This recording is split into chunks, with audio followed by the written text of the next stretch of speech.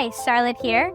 Today I'm going to be teaching you the basics of how to warm up to practice handstand along with some of my favorite handstand drills. Let's get started. There are 3 things that you need to focus on warming up before you practice handstands. First, the wrists, then the shoulders, and the core. We'll start with the wrists because they're your foundation. I'll teach you 2 exercises that you can do to warm up your wrists in preparation for handstand practice. The first one's really simple. So just find a comfortable seat. I'm going to sit with my legs crossed. Extend your hands out with your fingers nice and wide, and then make a fist and roll your wrists in one direction, 10 big circles. 5, 4, 3, 2, 1. And then you can do the same thing in the other direction. 1, 2, 3, 4, 5. Almost there. And done. So once you get good at handstand, most of the play in your body is actually going to be in your fingers and wrists. So the next drill we'll do to warm up the wrists is one of my favorites because it kind of mimics the action that'll be occurring in your fingers and wrists when you're in handstand. So you're going to get on all fours. Put your palms shoulder width apart and your knees right underneath your hips, so you're finding a tabletop position, just like if you were to do cat-cow in a yoga class. And then you're just going to shift your body weight forward and catch yourself with your fingertips before your shoulders extend too far past your wrists. And you'll go back and forth like this 10 times. And you should really be feeling the pressure in your fingertips. When you get too far, you're pressing into your fingertips and through the palms of your fingers to stabilize your body and stop yourself from falling too far forward. And this mimics the motion that should happen in your wrists and fingers if ever you find a little bit of instability in a static handstand. You're using your fingers and your wrists to toggle your weight around and find a good center of gravity.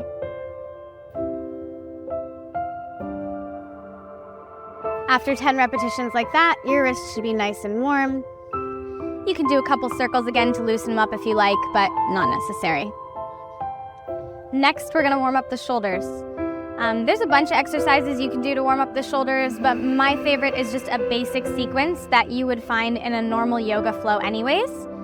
So you're going to begin in a plank position.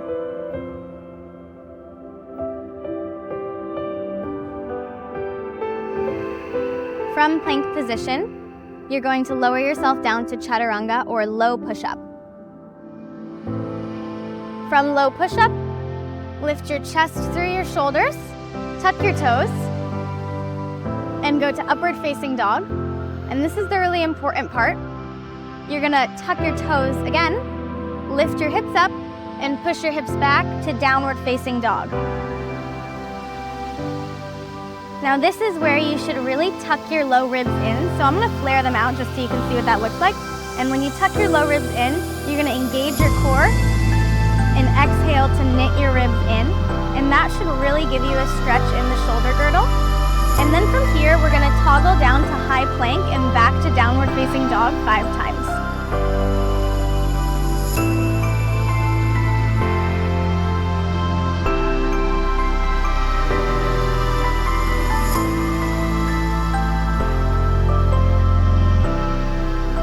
Two more times.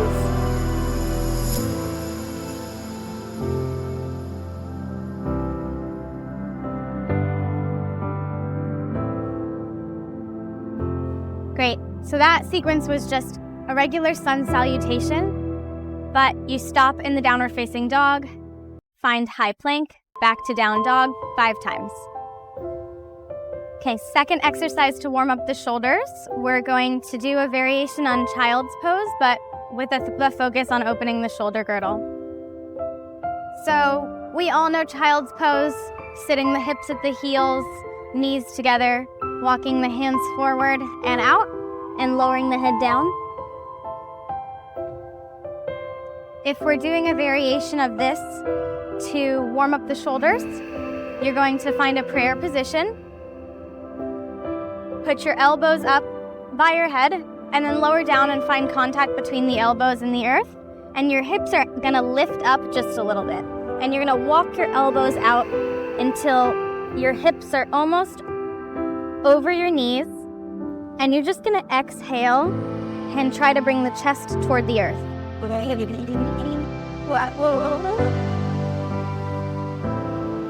And you can spend 5 to 10 breaths here as is comfortable.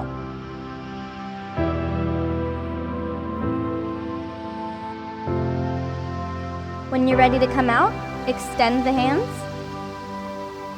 and just walk the hands back to the body. Okay, now that we've warmed up our wrists and we've warmed up our shoulders, it's time to warm up the core. The first exercise we'll do to warm up the core is a hollow body rocker or half moon pose. So let's sit the hips down first.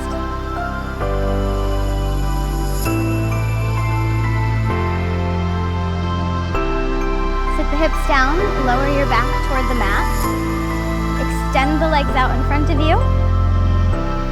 Extend your arms up overhead, and then lift both your arms and your legs 3 inches off the mat, and take 10 gentle rocks forward and backward.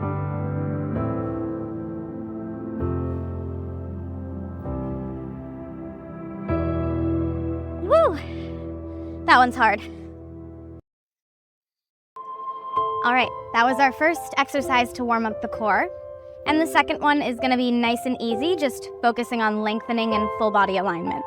So you're gonna find a tabletop position.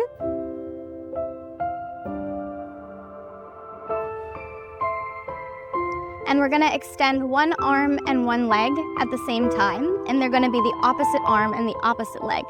And this will just force you to knit your core together while working on lengthening. So send one leg back and the other arm forward. And you're gonna wanna point your toe here to mimic what you'll do in handstand. And then from here, tap your knee to your elbow.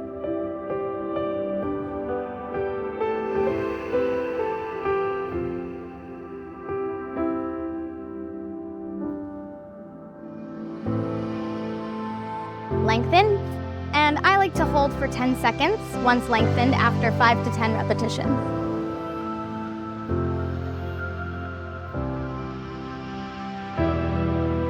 And then you can switch sides. Send the opposite leg back and the opposite arm forward, and meet the elbow to the knee.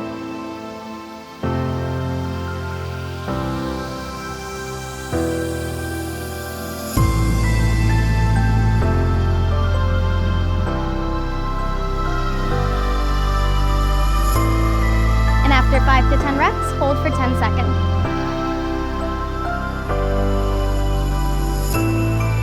And rest. All right, now we're finished with our warm-up. Let's get into some handstand. I'll show you 2 drills. The first one is basic and the second one is advanced. Let's get started. All right, now we're ready for our handstand drills. We're just gonna do 2 today. We've spent a good amount of time warming up. The first one you may have practiced before, but I want to get into some particulars of your form. We're going to kick up against the wall. So when you're kicking up against the wall in handstand, you don't want your hands to be right up against the wall. You want them about a foot back. I'll show you what it looks like first, and I'll actually explain some of the mechanics while I'm upside down. So you're going to turn and face the wall. You're going to envision where your hands are going to go, and if you'd like, you can even put them down ahead of time. Anywhere from 6 inches to 1 foot away from the wall. And then your foot, whichever your takeoff foot is going to be your standing foot. So your dominant foot is going to stay on the ground when you're kicking up into handstand. This should also be the side you're most flexible on. So if I'm used to practicing the splits on my left side, my left foot is gonna stay on the ground. And first, to get ready, lift the other leg in the air, see how high you can get it, and bring it down a couple times. This is good prep so that your kick doesn't carry too much power, too much spice, and you don't hit the wall with that much oomph.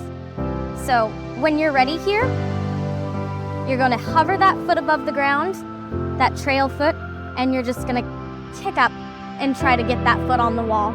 And you'll try to get both feet on the wall. If you don't land there the first time, that's A-okay. This tick-tock motion is where you'll need to practice for a while before you're ready to get steady on the wall. But let's get up on the wall so I can explain some of this to you. Once you're up on the wall, what you're going to want to do is bend one knee, keep one foot flat on the wall, and then bring one foot straight up like you're in handstand. And from here, you can find proper alignment so that you can periodically take the other foot off the wall. That way you don't find an arch in the back unnecessarily, and you're not relying on the wall too heavily like this in banana backing.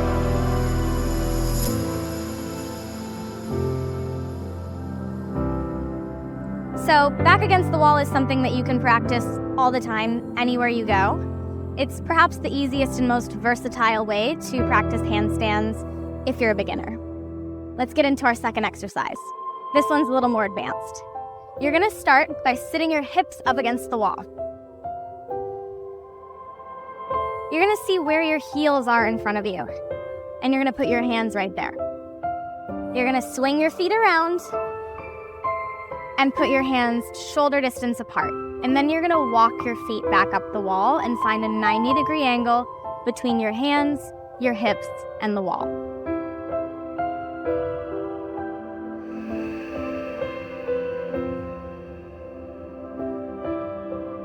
Now this should be a position that's pretty hard to hold, honestly. You're gonna take whichever leg you kicked up with last time and send it toward the sky.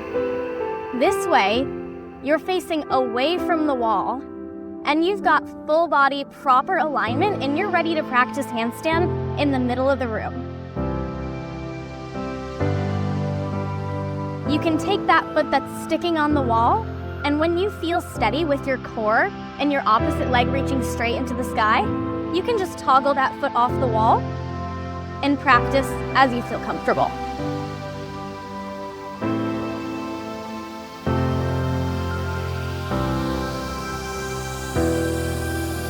So like I said, the second drill is a lot more advanced, but it helps you keep proper alignment a little bit better. Back against the wall, you may have a tendency to collapse the low back a little bit so that the feet can reach the wall. But when your belly is facing the wall instead, you're gonna be way more apt to find proper alignment with a straight line of engagement all the way from your wrist down to the tips of your toes. So hopefully this has been helpful for you today in your pursuit of a static standalone handstand.